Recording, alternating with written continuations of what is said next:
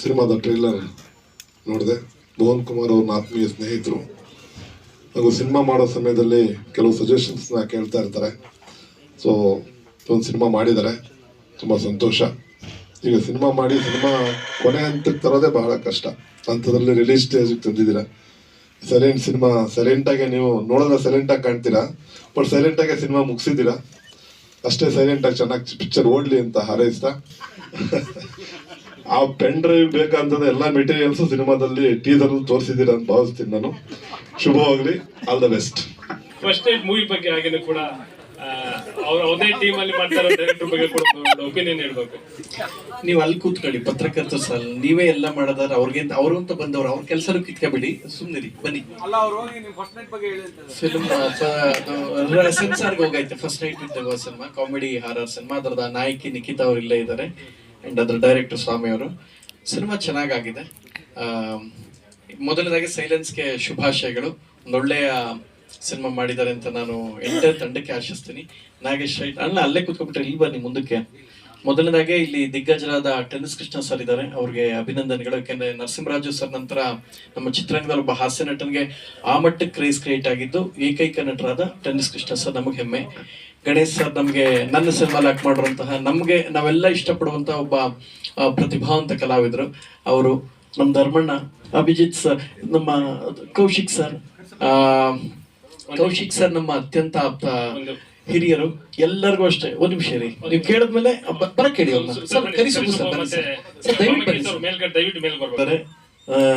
ಮತ್ತೆ ಗಿರೀಶ್ ಸರ್, ಎಲ್ಲರಿಗೂ ಅಷ್ಟೇ ಅಭಿನಂದನೆಗಳು. ಸೊ ಸಿನಿಮಾ ಚೆನ್ನಾಗಿ ಬಂದಿದೆ. ಎಂಟರ್ ತಂಡಕ್ಕೆ ಶುಭಾಶಯಗಳು. ಈಗಷ್ಟೇ ಎಲ್ಲ ಟೀಸರ್ ನೋಡಿದ್ರೆ ಶೀಘ್ರದಲ್ಲಿ ಬರ್ತಾ ಇದೆ. ನನ್ನ ಸಿನಿಮಾದ ನಾಯಕಿಯಾದಂತಹ ನಿಖಿತಾ ಅವರು ಈ ಸಿನಿಮಾದಲ್ಲಿ ನಾಯಕಿಯಾಗಿ ಮಾಡ್ತಾ ಇದ್ದಾರೆ. ಅವರು ಕೂಡ ಬಹಳ ಪ್ರತಿಭಾವಂತೆ. ನಾಗೇಂದ್ರ ಅರಸ್ ಸರ್ ಇದ್ದಾರೆ. ಎಲ್ಲರಿಗೂ ಅಷ್ಟೇ ಧನ್ಯವಾದಗಳು. ಬಂದ ಎಲ್ಲ ಅಲ್ಲ, ನಾನು ಇಲ್ಲಿದ್ದೀರಾ ಅಂತ ಹೇಳಿ ಸರ್. ಪುಷ್ಪಾ ಮೇಡಮ್ ಇದ್ದಾರೆ ಅಂತ ನಾನು ಆಕ್ಟ್ ಮಾಡಿದ್ದೀನಿ ಅಂತ ಹೇಳಿ ಸರ್ ಹೇಳ್ತೀನಿ. ನೀವು ಸರ್ ತಂಡದಲ್ಲಿ ಇದ್ದೀರಾ ಅಂತ ಅಂದ್ರೆ ಸ್ಟೇಜ್ ಧನ್ಯವಾದಗಳು. ಇನ್ನು 20 GB ಪೆನ್ ಡ್ರೈವೇ ನೋಡ್ಕೊಂಡ್ಕೋತಾರೆ. ಬಿಟ್ಬಿಟ್ಟು ಬಂದು ಥಿಯೇಟರ್ ಬಂದು ನೋಡಿ, ಸಿನಿಮಾಗಳನ್ನ ನೋಡಿ. 20 GB ಇರೋದು ಬರೀ ವಾಟ್ಸಪ್ ಅಲ್ಲಿ ಕಳಿಸ್ತೇ ಸಿಗ್ತಿರ್ತವೆ. ಫಿಲಮ್ ಬಂದ್ರೆ 4K ರೆಸಲ್ಯೂಷನ್ ಸಿನಿಮಾ ಸಿಗ್ತದೆ, ಇಲ್ಲಿ ಕತೆ ಸಿಗ್ತದೆ, ಹೀರೋಯಿನ್ ಸಿಗ್ತಾರೆ, ಆಕ್ಷನ್ ಸಿಗುತ್ತೆ, ಮಾಸ್ ಸಿಗುತ್ತೆ, ಎಲ್ಲ ಸಿಗುತ್ತೆ.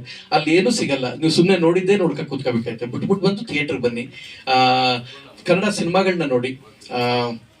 ಎರಡನೇದು, ನಮ್ಮ ಇತ್ತೀಚೆಗಷ್ಟೇ ಕಾವೇರಿ ಚಿತ್ರಮಂದಿರ ಕ್ಲೋಸ್ ಆಯಿತು. ನಮಗೆ ನೀವು ಜನ ಥಿಯೇಟರ್ ಬಂದರೆ ಸಾಕು. ಥಿಯೇಟರ್ಗಳು ಜನ ಬಂದರೆ ಕನ್ನಡ ಸಿನಿಮಾಗಳಿಗೆ ಅದೇ ನಿಜವಾದ ಏಳಿಗೆ. ಎಲ್ಲರೂ ಅಷ್ಟೇ ಕನ್ನಡ ಸಿನಿಮಾಸ್ನ ಥಿಯೇಟರ್ಲ್ಲೇ ನೋಡಿ.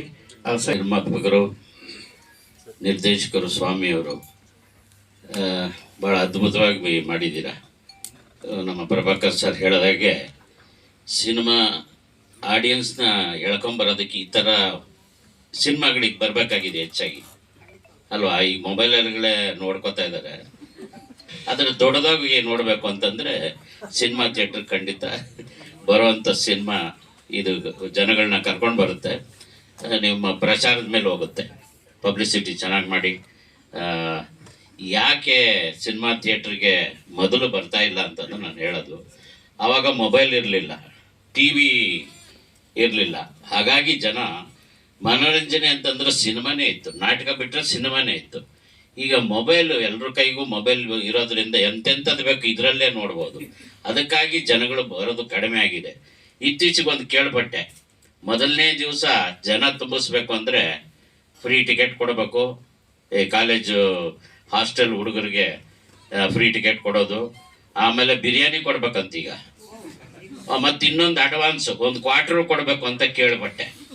ಈ ಥರ ಜನಗಳನ್ನ ತುಂಬಿಸಿ ಇದು ಮಾಡ್ತಾ ಇದ್ದಾರೆ. ಯಾಕೆಂತಂದರೆ ವಾರಕ್ಕೆ 10-12 ಪಿಕ್ಚರ್ ರಿಲೀಸ್ ಆದರೆ ಯಾವುದು ಅಂತ ನೋಡಬೇಕು. ಇವತ್ತು ಜೀವನ ಮಾಡೋದೇ ಕಷ್ಟ ಆಗಿದೆ. ಬೆಲೆ ಏರಿಕೆ ಒಂದು ಇದರಲ್ಲಿ ಯಾರು ನೋಡೋದು? ಮಿಡ್ಲ್ ಕ್ಲಾಸ್ ಜನನೇ ಸಿನಿಮಾ ನೋಡೋದು. ಜೀವನ ಮಾಡೋದೇ ಕಷ್ಟ ಆಗಿರೋದ್ರಿಂದ ಥಿಯೇಟ್ರಿಗೆ ಬರೋದಕ್ಕೂ ಕಷ್ಟ ಆಗ್ತಾ ಇದೆ. ಆಮೇಲೆ ಹಿರಿಯ ನಾಗರಿಕರೆಲ್ಲ ಸೀರಿಯಲ್ಗೆ ಅಡಿಕ್ಟ್ ಆಗ್ಬಿಟ್ಟಿದ್ದಾರೆ. ಅವ್ರನ್ನ ಕರ್ಕೊಂಬರೋದಕ್ಕಾದ್ರೂ ಮಕ್ಕಳು ಬೇಕಲ್ಲ. ಮಕ್ಕಳು ಎಲ್ಲ ವಾರ ಪೂರ್ತಿ ಸಾಫ್ಟ್ವೇರ್ ಕಂಪನಿ, ಹಾರ್ಡ್ವೇರ್ ಕಂಪನಿ ಎಲ್ಲದಕ್ಕೂ ಬ್ಯುಸಿ ಇರ್ತಾರೆ. ವಾರಕ್ಕೆ 2 ದಿನ ಟೂರ್ಗೆ ಹೋಗ್ಬಿಡ್ತಾರೆ. ತಂದೆ ತಾಯಿನ ಯಾರು ಕರ್ಕೊಂಬರ್ಬೇಕು ಅಲ್ವಾ? ಈ ಟ್ರಾಫಿಕಲ್ಲಿ ವಯಸ್ಸಾದವ್ರು ಬಂದು ನೋಡೋಕ್ಕಾಗತ್ತಾ? ಆ ಥರ ಸಿನಿಮಾಗಳು ಬರ್ತಾ ಇಲ್ಲ ಅಂತಲೂ ಹೇಳ್ತಿರ್ತಾರೆ. ಆದರೆ ಮಧ್ಯದಲ್ಲಿ ಜನಗಳನ್ನ ಅಟ್ರಾಕ್ಟ್ ಮಾಡೋದಕ್ಕೆ ಆ ಥರ ದೇವ್ರ ಪಿಕ್ಚರು ಅಂತ ನಾವೆಲ್ಲ ಕರಿತಾ ಇದ್ವಿ, ದೇವ್ರ ಪಿಕ್ಚರ್ಗಳು ಅಂತ ಇದ್ವಿ, ಕೋಡ್ ಬರ್ಡು ಅಲ್ವಾ. ಹಾ,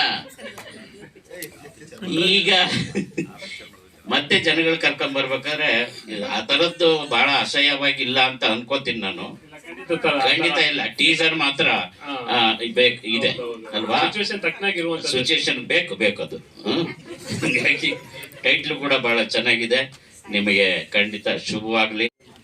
ಇವತ್ತು ಏನು ಈ ಒಂದು ಸೈಲೆನ್ಸ್ ಸಿನಿಮಾದ ಟೀಸರ್ ಬಿಡುಗಡೆಗೆ ಇವತ್ತು ನನ್ನನ್ನು ಅತಿಥಿಯಾಗಿ ಆಹ್ವಾನಿಸಿದ ನನ್ನ ಆತ್ಮೀಯ ಗೆಳೆಯ ಮೋಹನ್ ಅವರು ಇದು ಹಿಂದೇನು ಸಾಕಷ್ಟು ಸಿನಿಮಾ ಪ್ರೊಡಕ್ಷನ್ ಮಾಡಿದ್ದಾರೆ. ಆದರೆ ನಾವು ಜೊತೆ ಸಿನಿಮಾ ಆ್ಯಕ್ಟ್ ಮಾಡದೇ ಇದ್ರು ಅವರ ಒಂದು ಒಡನಾಟ, ಒಂದು ಬಾಂಧವ್ಯ, ಭಾಳ ಆತ್ಮೀಯ ಸ್ನೇಹ ಇದೆ ನಮ್ಮಲ್ಲಿ.